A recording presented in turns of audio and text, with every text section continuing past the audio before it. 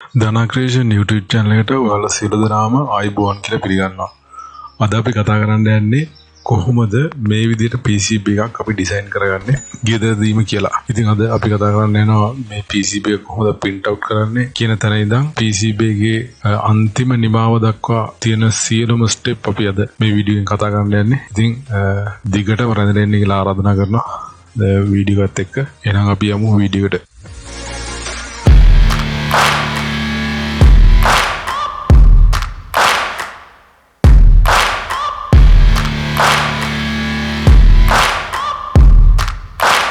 PCB එහෙම නැත්නම් circuit design කරන්න softwares වර්ග ගණනාවක් තියෙනවා.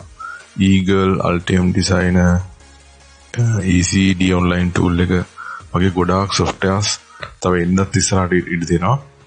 ඉතින් අපි අද කතා කරන්නේ මේ ECD කියන online tool එක. ඉතින් මේක මම පල්ලෙහෙන් link එක දාන්නම්. මේකේ website එකට ගිහිල්ලා ඒ විදිහට ඔයාලට PCB එක ඩිසයින් කරන්න tool එකකුත් ඒ වගේම PC එකට download කරලා ඒකෙන් browser එකක් කරා වැඩ ගන්න පුළුවන් tool දෙකක් තියෙනවා. ඉතින් මේක පොඩි megabyte ගණනක් තියෙන ඉතාලම හොඳ user friendly software එකක්. මේක ඉක්මනටම අපිට PCB එකක් ඩිසයින් කරගැනීම හැකියාව තියෙනවා. ඉතින් මේක හැබැයි වාසිය වගේම අවාසිය තියෙනවා. මේක අපි Gmail එකක් කරා මේක account එකෙන් අපි add වුණාම අපි ඩිසයින්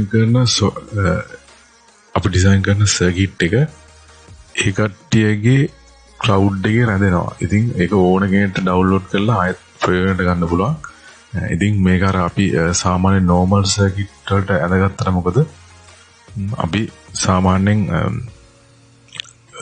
රහස්‍ය භාවක සර්කිට් එකක් ඇඳ ගන්නවා නම් මේ online tool එක use කරන්න බෑ.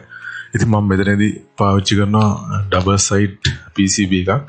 තියෙන PCB එකක්. ඉතින් මම මේකේ bottom layer එක මේ යට තියෙන bottom layer එක print out එක ගන්න හැටි ඔයාලට කියලා දෙන්න.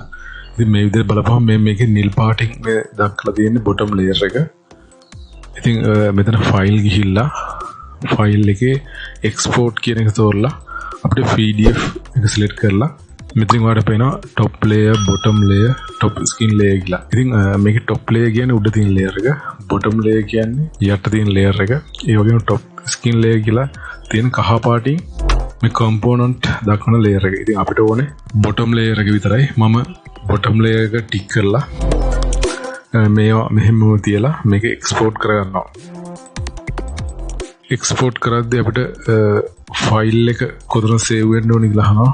මෙතන මම music කියන එක තෝරලා music folder එකට මේකේ PDF එක export කරගන්නවා.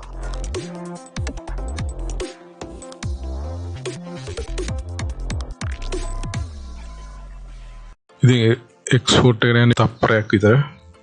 ඉතින් export complete කියලා මේ ECD software එකෙන් ඔයාලට message එකක් එනවා බලා ගන්න පුළුවන්. අපි බලමු දැන් PDF එක තියෙන්නේ කොහොමද කියලා. හරි ඔයාලට පේනදී මෙතන මම තෝරලා දුන්න folder එකේ PCB එක save වෙලා තියෙනවා. ඉතින් ඒක open කරපුවාම ඔයාලට මේ විදිහට දැක ගන්න පුළුවන්. මේකේ හරියට හොඳ detail විදිහට print out එක අපිට පෙන්නනවා. ඉතින් ඔයාලට මේ PDF එක A4 වගේ document එකකට save කරලා ඔයාලට laser print out එකකින් print out කරගන්න ඕනේ. ඊළඟට අපි බලමු print out එක ගැන විස්තරය. හරි දෙවෙනි step එක විදිහට අපි යන්නේ කොහොමද මේකේ print out එක ගැන කතා කරන්න. ඉතින් print out එක ගන්න මේකේ photo paper කියලා paper එකක් තියෙනවා. සාමාන්‍ය රුපියල් 40ක වගේ paper එකක්. මේක glossy paper එකක්. උඩ ඉටි cover එකක් තියෙන paper එකක්. ඉතින් මේ විදිහට මම Photoshop පුදුකාංගය දාලා මගේ තියෙන PDF ඔක්කොම එක A4 sheet එකකට document කරලා මම PDF එකක් ගත්තා. ඉතින් මේ දෙන්නේ මට ඉදිරියට අවශ්‍ය වෙන පරිපත සටහන් වගේ. ඉතින් ඔයාලට පේනදී ගොඩක් sharp detail මේකේ print out එක ඇවිල්ලා තියෙනවා. ඉතින් මේ වගේ හොඳ print out එකක් ඕනේ අපිට PCB එකේ print කරගන්න. හරි ඊළඟට මේ print out එක අපි කතරක් ආධාරයෙන් මේ විදිහට මම මේකේ තියෙන edge එක හරියට යනකම් හරි ගන්නට මේ සර්කිට් එකේ සටහන කපා ගන්නවා. හරි මේ තියෙන්නේ දැන් මම කපාගත්ත පරිපත සටහන් තුනක් සර්කිට් ඩයග්‍රෑම් තුනක්. ඉතින් අපි බලමු මේ ටික කොහොමද අපි මේ වගේ PCB පූර්වක මුද්‍රණය කරගන්නේ කියලා. ඉතින් මේ PCB බෝඩ් ගැන කතා කරද්දී PCB බෝඩ් එක එක මිලිමීටර්ස් ගණන් වලට එනවා. මිලිමීටර් 1 1.2 ඒ වගේ ගණන් වලට බෝඩ් වෙළඳපොලේ තියෙනවා. ඉතින් තව දෙයක් කියන්න ඕනේ මේක මේ බෝඩ් අපිට ලංකාවට එන බෝඩ් සාමාන්‍යයෙන් ක්වොලිටිය එච්චරම හොඳ තත්ත්වේ නෑ. ඒ වුණාට සාමාන්‍යයෙන් අපේ වැඩ කරගන්න මේක සාමාන්‍යයෙන් හොඳයි.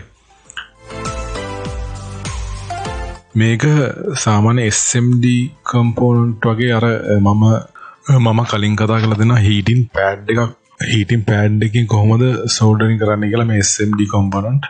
ඔයාලට ඒක බලන්න ඕන නම් මේ උඩ I tag එක ඔබලා ඒක බලන්න පුළුවන්. ඉතින් ඒ වගේ දේවල් වලට මේ අපිට මේ ලංකාවේ තියෙන මේ කොපර් බෝඩ් යොදා ගන්න බෑ. සාමාන්‍යයෙන් අපි බෞද්ධකෙන් පාස් කරන ඒවා වලට විතරයි මේ PCB බෝඩ් එක අපිට යොදා ගන්න පුළුවන්.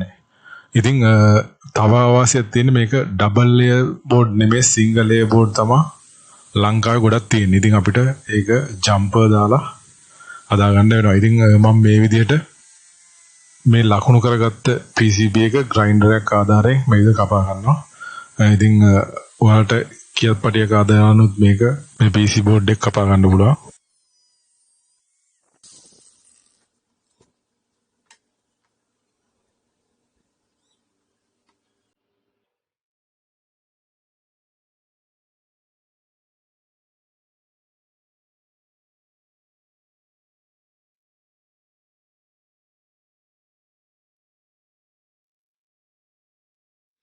හරි මේ විදිහට අපි මේ PCB බෝඩ් එක අපි කපා ගන්නවා.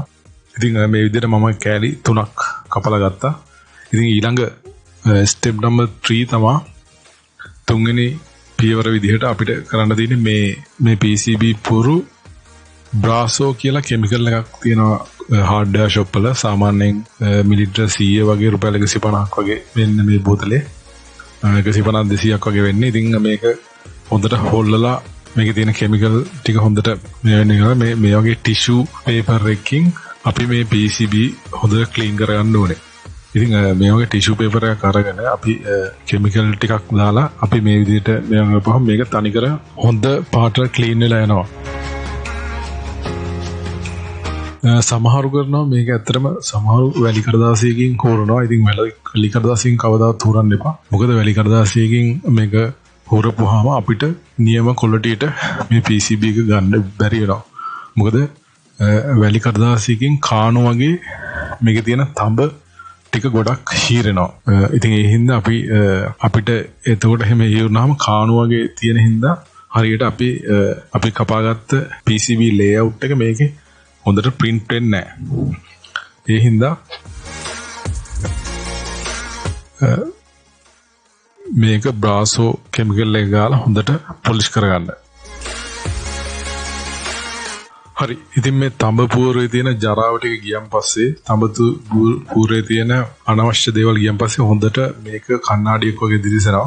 ඔයාලට පේන ඇති මේක ගොඩක් හොඳ ක්ලියර් එකට ඔයාලට මේ දිලිසෙනවා. ඉතින් මේ විදිහට මේ තඹ බෝඩ් එක තියෙන්න ඕනේ නැත්තම් මේ අපේ පරිපත සූරුව හරියට හදාගන්න බෑ. ඉතින් අපි ඊළඟට කරන්නේ මේක දැන් අපි මේක ටිනර් දාලා ක්ලීන් කරගන්න එක. මොකද දැන් අර අපි කෙමිකල් එකක් දැම්මනේ බ්‍රාසෝ කෙමිකල් එක මේක තිබ්බොත් එහෙම අපි දාන print out එක මේකට හරියට අල්ලන්නේ නැහැ. ඒ හින්දා මේක අපි ටිනර්ස් දාලා මේක හොඳට ක්ලීන් කරගන්න ඕනේ. මේකේ තියෙන අනවශ්‍ය දූවිලි ටික යන්න. ඉතින් ඒකට තව හොඳට මේක ක්ලීන් වෙනවා. හරි වීඩියෝ එක අතරතුරදී මේ දැනුම් දීම කරන්නම්. ඉතින් දානා ක්‍රියේෂන් YouTube channel එක තාමත් subscribe කරලා නැත්නම් subscribe කරන්න. මේ වෙනකොට අපිට ඉලෙක්ට්‍රොනික ආධුනික කට්ටිය ඒ වගේම ලොකු පිරිසක් අපිත් එක්ක රැඳ ඉන්නවා. නංගිලා මල්ලිලා ගොඩක් මේ channel එකත් එක්ක ඉන්නවා. ඉතින් දනා ක්‍රියේෂන් YouTube channel එකත් එක්ක subscribe කරලා පල්ලෙහාන් තියෙන bell notification එක ඔබලා තියාගන්න. අපි දාන වීඩියෝ හැම එකම ඔයාගාවට එන්න. එතකොට අපි ඊළඟ step එක විදියට හතරවෙනි පියවර විදියට අපි මේක කරන්නේ මේ අපි මේ කොපර් බෝඩ් ටික අපි අර print out ගත්ත print paper එක අලව ගන්න එක. ඉතින් මෙතනදී අපි කරන්නේ හරියට ගානට ejection අපි බෝඩ් එක කපාගත්ත හින්දා මේක මේ ටේප් එකක් ආධාරයෙන් අලව ගන්නවා. මේකට සාමාන්‍ය සෙලෝ ටේප් යොදා ගන්න නැහැ. කඩදාසි ටේප් ගන්න තියෙනවා කඩවල වල. ඒ ටේප් එක තමයි මේකෙන් අලව ගන්නෙ. මේ විදිහට මම මේ PCB මේ කොපර් බෝඩ් පුරු තුනේම තියෙනවා අලව ගන්නවා. පස්වෙනි පියවරේදී අපි කරන්න යන්නේ අපි මේ අලවගත්ත ෆොටෝ පේපර් එක අපි අයන් කරන එක. ඉතින් මෙතනදී මම කියන්න ඕනේ සාමාන්‍යයෙන් අයන් වල ටෙම්පරේචර් එක සාමාන්‍යයෙන් වැඩි කරලා සාමාන්‍යයෙන් යන්නේ උඩරිම වැඩි කරලා තමයි මේ විදිහට මේව ගන්න ඕනේ. මේක ඔයා අයන් එක තියන් ඉන්න එපා මේ පේපර් එක උඩ. අයන් එක හැම වෙලාවෙම අතුල්ලන්න ඕනේ. මෙහෙම අතුල්ලපුවාම වෙන්නේ මේකේ තියෙන මේ අපි ෆොටෝ පේපර් එකේ print කරපු ඒරියා එක මේක අච්චුවක් විදිහට තැම්පත් වෙනවා කොපර් බෝඩ් එකේ. ඒතකොට සීල් එකක් වගේ ඒක ප්‍රොටෙක්ට් වෙනවා. ඒක හින්දා තමයි අපි මේක මේ විදිහට අයන් එකෙන් අල්ලන්නේ. ඉතින් මේක ලේසර් printer වලට විතරයි හරියන්නේ. ඒ හින්දා ලේසර් print එකක් තමයි මේක යොදා ගන්න ඕනේ. හරි ඊළඟට අපි කරන්න යන්නේ අපි අයන් එකෙන් අතුල්ලගත්ත මේ කොපර් බෝඩ් එක අපි මේ විදිහට වතුරට දාලා විනාඩි 5ක් 10ක් වගේ තියන්න යනවා. එතකොට අපිට අනවශ්‍ය කෑලි අපේ ඇඟිල්ලෙන් එහා මෙහා කරපුවාම අනවශ්‍ය කෑලි ටික ගැලවිලා යනවා. ඔයාලට දැන් මේ පේනවා ඇති අපිට ඕන ලේයර් එක මේ PCB පුරුවේ පැහැදිලිව තියෙනවා. ඉතින් මේකේ තව දෙයක් කියන්න ඕනේ. මේකෙන් දැන් බැරිලාත් ඔයාටින් මේක බැරිලාත් මේ print area එකක් නියපොත්තක් හරි වැදලිලා මේක ගැලවිලා ගියොත් එහෙම ඔයාලට පුළුවන් ටිපස් එක නැත්තම් ටිපස් වගේ නැත්තම් permanent marker එකකින් මේකේ උඩ තියෙන එක ඇඳ ගන්න. එතකොට අපිට ඒක පාවිච්චි කර ගන්න පුළුවන්. ඊළඟට අපි මේ විදිහට ඔයා PCB එක හදාගත්ත PCB එක පෙරික්ලෝරයිඩ් කියලා ද්‍රාවණයක් තියෙනවා. සාමාන්‍යයෙන් මිලිලිටර් 500 150ක් වගේ මුලක් වෙන්නේ. ඉතින් ඒ වගේ ඒ කිමිකල් එකකින් දාලා පැය භාගයක් වගේ දාලා තියන්න ඕනේ. මේක කියන්න ඕනේ මේක කිමිකල් එකක් හින්දා මේක උෂ්ණත්වයට හොඳ ප්‍රතික්‍රියාවක් දක්වනවා තමත් එක්ක. ඒ හින්දා අවුවේ වගේ තියලා ගන්න පුළුවන් නම් මේක ඉක්මනට ප්‍රතික්‍රියාව සිදු වෙලා ඉක්මනට මේ අනවශ්‍ය තඹ කොටස් මේ ගැලවිලා යන්න ඉඩ තියෙනවා. ඉතින් මේක ද්‍රාවණ මට්ටමේ තියෙන අර අලුත් බව පරණ බව අනුව මේකේ තියෙන මේ කොපර් බෝඩ් දියීමේ ශීඝ්‍රතාව වැඩි අඩු වෙන්න පුළුවන්. ඉතින් මේක වැඩි දවසක් වගේ දාලා තියන්න එපා. මේ මුළු ඔක්කොම හේදලා යන්න පුළුවන්. ඒ හින්දා මේක සාමාන්‍යයෙන් PCB ඔය හදන කට්ටිය සාමාන්‍යයෙන් මේකට මැෂින් පවර් හදනවා මේක එහා මෙහා වෙන්න. ඉතින් මේ භාජනය පොඩ්ඩක් රස්නේ තියලා මේක එහා මෙහා කරන්න. සාමාන්‍යයෙන් මම සීතල දවස් වලට මේක රස්නේ හින්දා මම මේක oven එකෙත් දාලා PCB ඩිසයින් කරලා තියෙනවා. ඒ විදිහට තමයි මේකට සාමාන්‍ය උෂ්ණත්වයක් දෙන්න පුළුවන් නම් ඉක්මනට ප්‍රතික්‍රියා වෙලා මේකේ තියෙන අනවශ්‍ය තඹ කොටස් අපිට ගැලවිලා එනවා. ඉතින් අපි මේ විදිහට පියවර 7කින් තමයි මේ PCB manufacturing අපි ගෙදරදී කොහොමද PCB එකක් ඩිසයින් කර ගැනීම ගැන කතා කරගත්තේ. හරි මම ඔයාලට කිව්වා ලංකාවේ එන PCB quality අඩුයි කියලා. ඉතින් මේ තියෙන්නේ මම චීනෙන් import කරපු PCB එකක්. ඉතින් මේ බලන්න මේකේ quality එක මේක ඇත්තටම මිරරන් වලින් හදපු PCB එකක්. ඉතින් මේක කොච්චර heat කරත් කිසි අවුලක් වෙන්නේ නැහැ. හොඳ quality එකට තියෙනවා. ඉතින් අපේ එන PCB එක බලපුවාම ආසයි පොළොවයි වගේ මේවා අපිට heating pad ආධාරයෙන් heat කරන්න බෑ. ඒ හින්දා අපිට මේ SMD component වල එහෙම බවුත් එකෙන් පාසන්න පුළුවන්. heating pad එකෙන් අපිට මේව කරන්න බෑ. ඉතින් අපිට ගොඩක් ලංකාවට එන්න single layer PCB. ඉතින් අපිට double layer PCB ලංකාවට එන්නේ නැහැ. ඉතින් අපි මෙහෙමයි PCB design කරන part එක ගැන ඉගෙන ගත්තේ. ඉතින් ඔයාලට මේ වීඩියෝ එක වැදගත් වුණා කියලා හිතනවා නම් ධනාක්‍රිෂන් YouTube channel එක තාම subscribe කරලා නැත්නම් subscribe කරන්න. පල්ලේ තියෙන bell notification එක මුල තියාගන්න. ඉතින් මම හිතනවා මේ වීඩියෝෙන් ඔයා මොන හරි දෙයක් ඉගෙන ගන්න නැති කියලා. ඉතින් ඔයා වීඩියෝ එකට කැමති නම් like එකක් දාන්න. ඉතින් ඔයාගේ like එක comment එක ගොඩක් වටිනවා. ඉතින් ඔබට සුබ දවසක්.